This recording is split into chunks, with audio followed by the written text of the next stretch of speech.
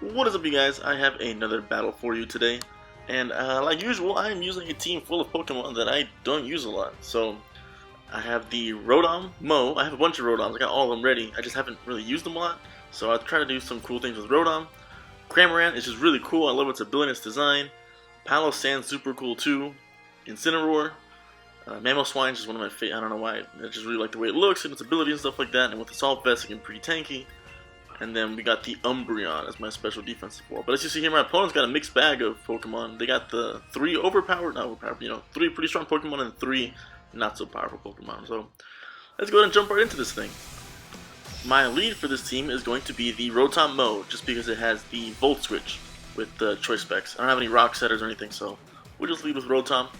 My opponent here is going to lead with the Garchomp. So already off the bat, first match with this team, I can't get the Volt Switch off the lead like I want to.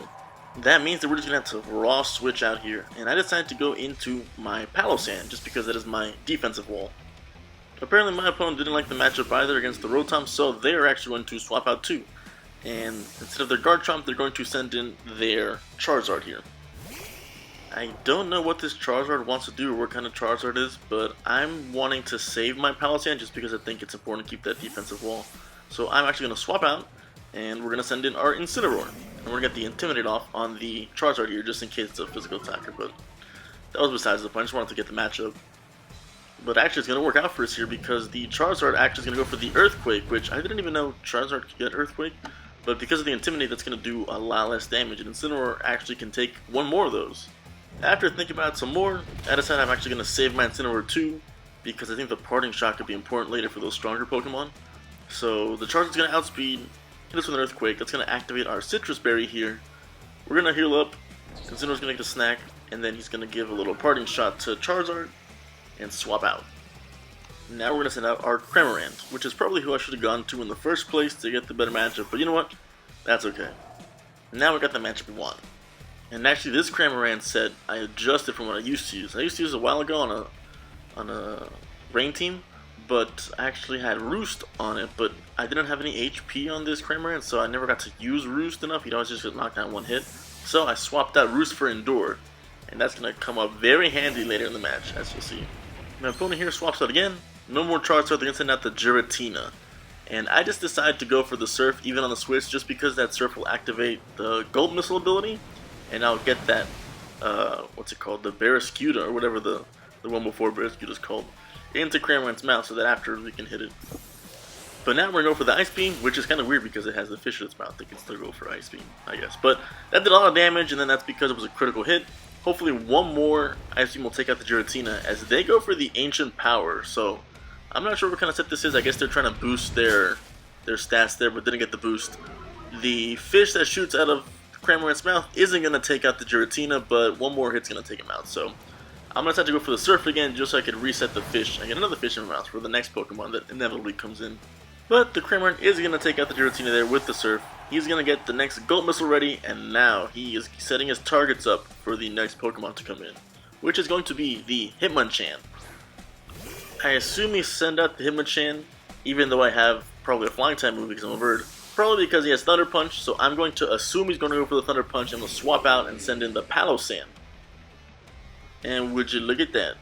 Hitmonchan did in fact go for the Thunder Punch, and Palosand does not care about no Thunder Punch.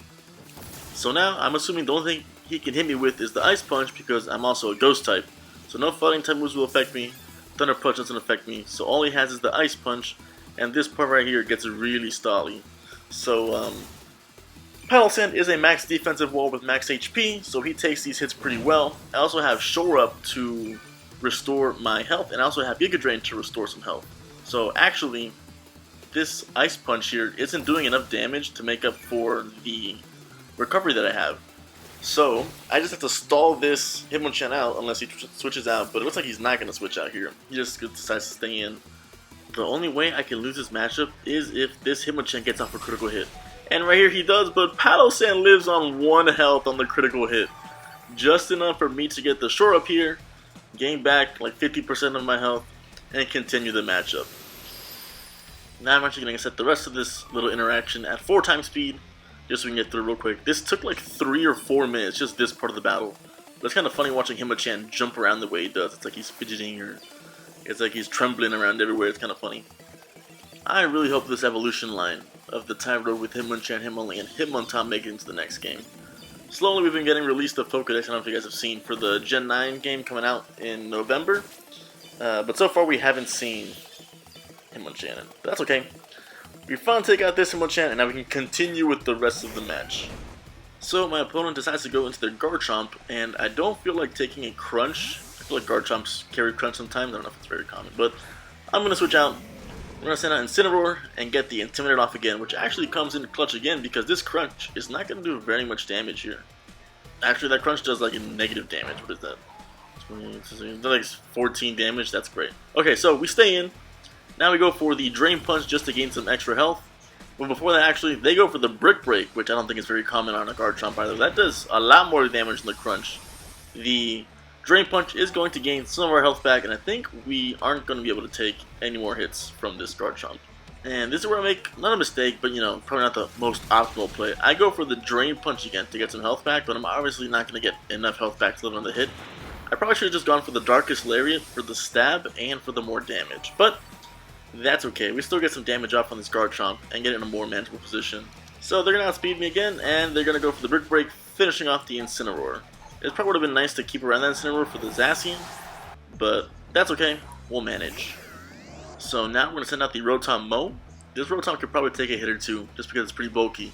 But I locked myself into Shadow Ball just because I don't want to lock myself into Leaf Storm. And actually, this Spec Shadow Ball isn't going to do enough damage to take out the Garchomp. This lets him go for the Brick Break, but as you'll see, like I said, this is a pretty hefty Rotom, so he takes that pretty well. So one more Shadow Ball is going to take out the Garchomp, but my opponent here decides to save their Garchomp for some reason and swap in the Charizard here. So the Charizard's going to take the Shadow Ball. Looks like it's going to be a 3-hit KO based on the damage, but I don't want to leave my Rotom in to take a Flare Blitz, so I'm going to swap out here, and I'm going to send in my Palossand to take the hit. So my opponent is going to go for the Fire type move here, but actually it's not going to be Flare Blitz. It's going to be Flamethrower, so it looks like it's a mix attacking Charizard, which is pretty cool.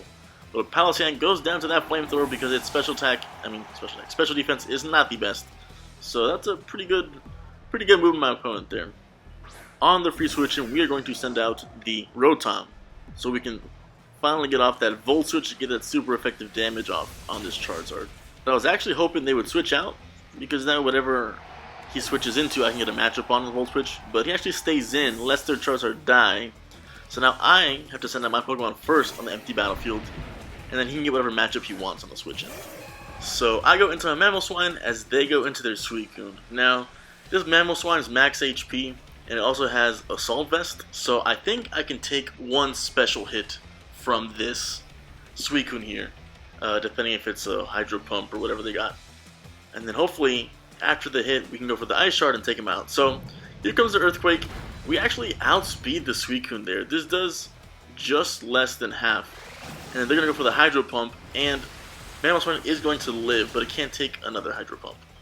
Since we outsped, I'm just going to hit Earthquake again, and hope that they miss on the Hydro Pump. But as you'll see here, they live the Earthquake, but they don't go for the Hydro Pump. They decide to go for the Calm Mind, which is very interesting. I don't know why they'd go for a Calm Mind there when they know they can't live a third hit and outspeed.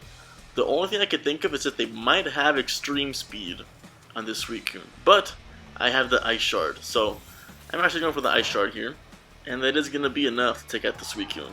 It actually was a critical hit. I don't think that crit mattered, but I was kind of worried that it wasn't going to do enough damage, but it did. We're good. So yeah, it's the only thing I can think of, that they probably had Extreme Speed and thought they can get one setup move there. But now, this is where our arch nemesis finally joins the battle, the Zacian. I have nothing that wants to switch in on a Sacred Sword, so I'm just going to let the Mamoswine take the hit and get knocked out there so we can get the free switch in on the Zacian. On the free switch, we are going to send out Cramorant because I have a plan. Now hopefully this requires one of the turns that my opponent has to be, I don't know, wasted or swapped out or something like that. So we're going to go for the Endure. The Crunch by my opponent here is going to take us down to 1 health. So now, I'm hoping that we can outspeed the opponent here. If we don't outspeed, well then I guess the plan didn't work out. But we're going to click Surf while my opponent elects to go for the Sword Dance, which again is weird. I guess I think they can set up on this Cramorant and sweep the rest of my team. But this actually falls right into my plan. I get the Surf off here, and now instead of that Barraskewda, or whatever it's called, in Cramorant's mouth, it's going to be the Pikachu. So now, we can just go for the Endure again. We'll live the hit again on 1 HP, but this time we'll have the Gulp Missile hit the Zacian, get some damage, and paralyze them. So hopefully, after the paralyze, Cramorant will be fast enough to hit him with the Surf and take out the Zacian. So here comes the Surf, and thanks to the paralyze and to a little bit of damage that Pikachu did to the Zacian, the Surf's going to be enough damage to take him out. So that was actually a great turn of events there for us. We were able to take out their really strong Pokemon, all because they had that one little mistake and they got greedy with the Swords Dance. But after the Zacian, all they have left is the Garchomp, and to add a little insult to injury here, we're going to go for the Endure. Just because we'll endure whatever hit the Garchomp's going to hit us with, and then we'll actually fire back the Pikachu at them. And the Gulp Missile Pikachu is going to take out the Garchomp here to finish off the match. So, Cramorant, really cool Pokemon, really cool ability. It's really fun to use, and that's actually the end of the match. All things considered, that was a pretty good match for the first match for this new team. But that's pretty much it, guys. Thanks for watching. I'll keep uploading when I can, and I'll see you next time.